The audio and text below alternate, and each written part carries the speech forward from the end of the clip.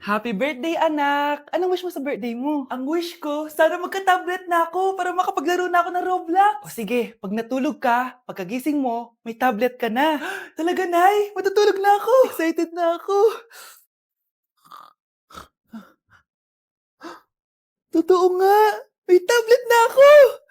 Happy birthday, anak! Ang bilis mo naman lumaki. Teenager ka na agad. Anong wish mo sa birthday mo? Hindi na ako mag-wish ng mga bagay, Nay. Ang wish ko lang, sana maging happy family tayo palagi. O sige, matulog ka ha. Pagkagising mo, matutupad yung wish mo. Opo, Nay.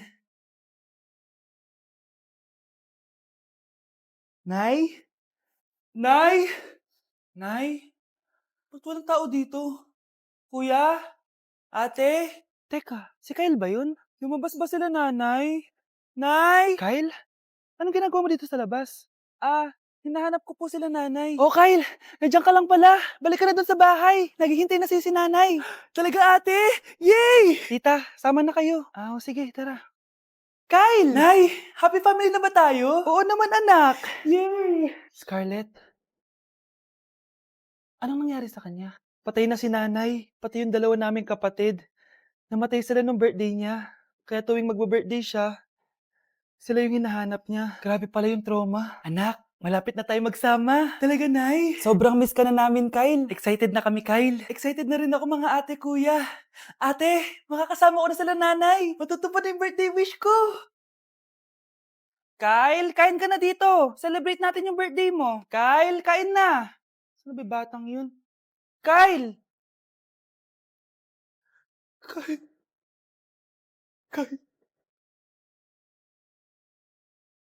Honey, happy birthday. A day in my life as, ano ba special sa akin? Guri-guring guri, kura-guring hara. Game 1. Bawal ang malapit na ma-dropout sa school. Di ako yun So for today's agenda, may pupuntahan tayo. So secret muna. Pero sasabihin ko, ano ba talaga? Bala ko kasi mag-business. Wow, business! So hindi ko muna sasabihin kung anong business yon. Mind your own business muna. So guys, dahil anniversary na namin ni Honey Bunch bukas, bibilang ko siya ng flower and cake. So nandito na tayo sa flower shop ngayon. Ayan na guys, so nakabili na tayo. So pinili ko pink roses and ganito yung design niya. 12 pieces to guys kasi in each month, mahal ko siya. So 12 months, gets nyo ba? Wala. Happy anniversary, Honey Bunch. I love you so much. Sana magkaanak na tayo. So, bibili ako ng cake para kay Honey Bunch. 2 cake yung binili ko. Tapos, ito yung papadedicate ko. Ate, pwede ba to? Guys, yung mukha ni ate, parang gusto niya sabihin sa akin na, sana sinend mo na lang yan sa messenger. Seryoso ako. Gusto ko talagang padedicate yan sa cake. Sa mga nagtatanong kung kapatid ko ba to, hindi ko po yan kapatid. O sige na, mag-promote ka na. Shoutout po sa O, akin. diba? May bayad yung promotion dito. Akala mo libre lang yun. Sige na, ipapromote na kita. Ilalagay ko na lang sa bicep mo yung TikTok mo. Ayan. So guys, nandito na tayo sa labas ng bahay. Bigay na natin to kay Honey Bunch. Happy anniversary! May cake ka. Honey, happy anniversary! So, anong wish mo para sa ating dalawa? So, yun lang naman. Sige na. Number 10. Last question na to, class, ha? 10 points to. Sana madali lang itanong ni ma'am. Mukhang mapaperfect ko to Ano ang full name ni Jose Rizal? Full name? Akala ko full name niya na yun. Dinuro ba yan ni ma'am? Kung nakikinig talaga kayo sa discussion natin, alam nyo kung anong full name niya. Alam ko lang yung full name ng crush ko. Ano ba kasi full name niya? So wala palang nakikinig sa akin, ha? Sige, perfect sa exam ang makakasagot sa akin. Ma'am, alam ko po. Okay, Cheska, ang full name ni Jose Rizal ay Jose Protasio Rizal Mercado y Alonso Rialonda. Very good! Perfect ka na, ha? Yes, thank you, ma'am. Ma'am, bakit pa ba namin kailangan pag-aralan yung full name ni Rizal? Itatanong ba yun sa amin kapag mag-a-apply na kaming trabaho? Oo nga, ma'am. Parang di naman kailangan pag-aralan yan. Perfect na sana ako, eh. Pinag-aaralan natin siya kasi marami siyang nagawa at naiambag sa bayan natin. Kayong dalawa, ano naiambag nyo? Di ba puro lang kayo reklamo at panigat sa bahay? Sabi ko nga po, ma'am. Anak, kunin mo yung cellphone ko sa kwarto. May tumatawag ata. Sige po, Nay. Sabi cellphone ni nanay. Anak, bilisan mo naman. Ay, salamat naman, nakatae din. Scarlett, ba't nandyan ka? Eh, di ba pinukuha ko sa phone ko? Pinagsasabi mo, Nay. Kanina pa ako dito sa loob. Nay, eto na po cellphone niyo. Sino yan, Nay? Bakit kamukha ko? Teka lang, bakit dalawa kayong Scarlett? Nananaginip pa ako? Nay, ako yung totoong Scarlett. Ha? Sinungaling! Ako to, Nay, ang totoong Scarlett. Sandali nga! Hindi na ako tutuwa sa inyong dalawa, ha?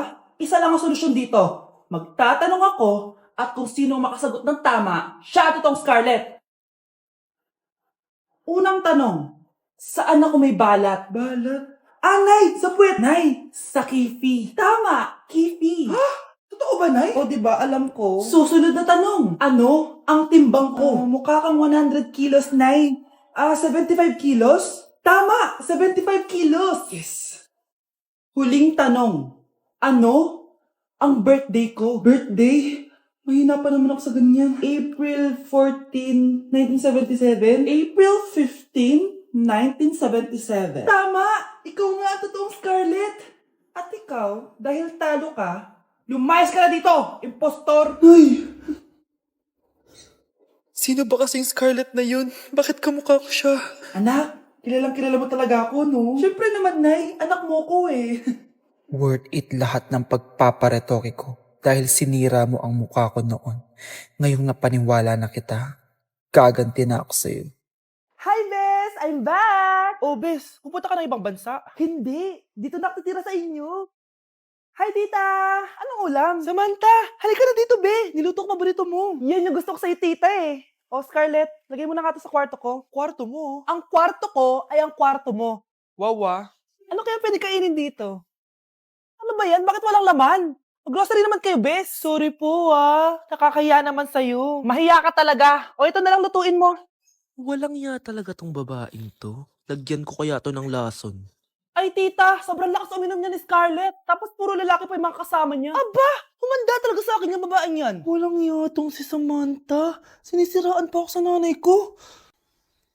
Bes, kailan ka uuwi? Anong uuwi? Hindi na ako uuwi, Bes. Inampun na ako ni tita. Ay, hindi.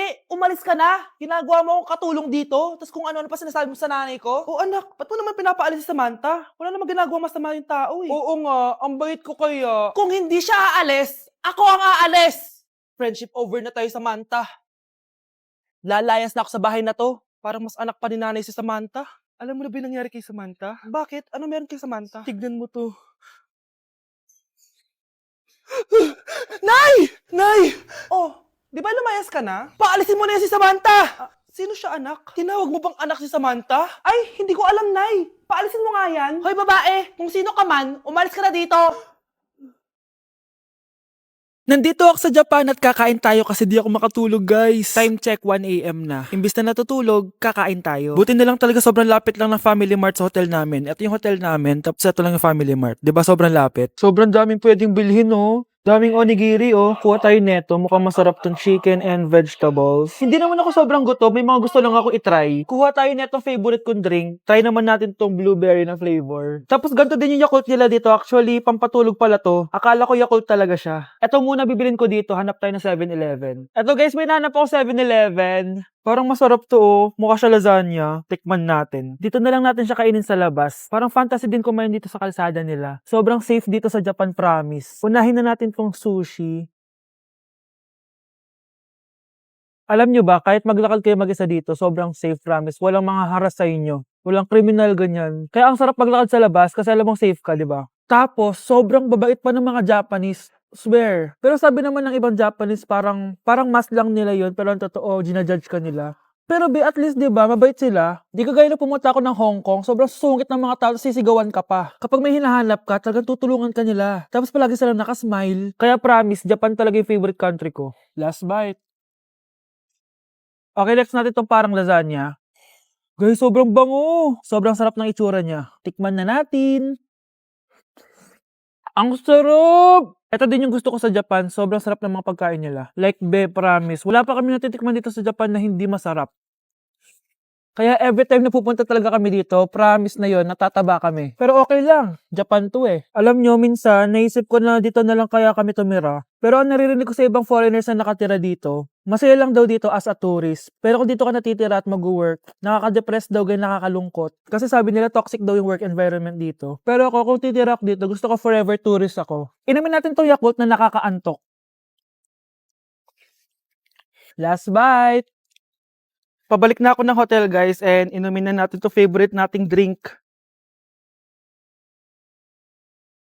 Medyo malansa siya tas maasim. So yun lang guys, bye! Good morning, class! Maganda kayo dahil mag-quiz tayo. Ang lakas magpa-quiz ni ma'am, akala mo naman nagtuturo siya. Trube. Hoy kayo! May sinasabi ba kayo? Ang sabi ko, ang lakas mo magpa-quiz, akala mo nagtuturo ka. Eh hindi naman eh. Ah, ganun! Minamalditahan mo ako. Tara, sa principal's office. So, bakit mo kinonduct tong research paper nyo? Ay, may choice ba kami, ma'am? Di ba sabi mo gawa kami na research?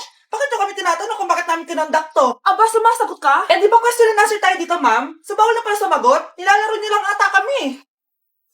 Magpapakita na ako ng mga grades nyo at huwag kayong magreklamo kung bagsak kayo, ha? Okay, Scarlett, ikaw mauna. For sure, mataas grades ko. Ma'am, bakit bagsak ako? Bakit bagsak ka? Bakit? Pumapasok ka ba sa subject ko? Remember class, taga-compute lang kami ng grades nyo. Kayo ang taga-gawa. Eh ikaw ma'am, nagtuturo ka ba? Aba, walang iya ka. Eh puro ka lang naman kwento ng buhay mo, di ba? True. Ito ba yun sa exam? Alang isasagot namin sa enumeration ma'am. Yung 5 naging crush mo nung high school?